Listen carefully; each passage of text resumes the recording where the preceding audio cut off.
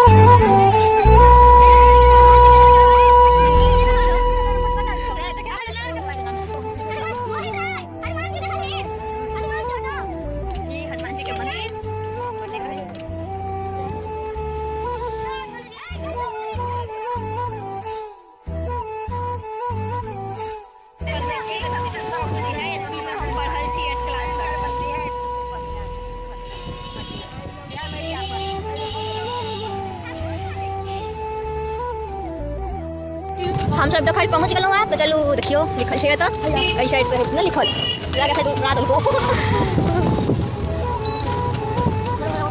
ये मिठाई के दुकान सब छै, ई सब अपने आदमी छथिन, अब फ्री में भेट जात अहाँ सब बोटे के। हां अभी देखो ओइ घर से चलो भ गेलै एडिटर करे बदला। हम सब डोकहर पहुंच गेल छियै अपने के साथ आगा जाके बाज तखन तो हर मुंह देखे दे तरू न ये डोकहर के मेन गेट अछि। आयुष के लइया आबि गेल गया।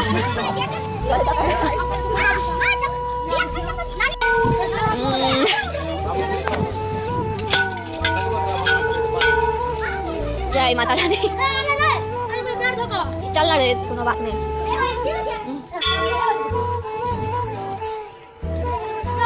ई छै तक के कुंड जकरा हम सब पोखरि से कह सकै छियै मैथिली भाषा में।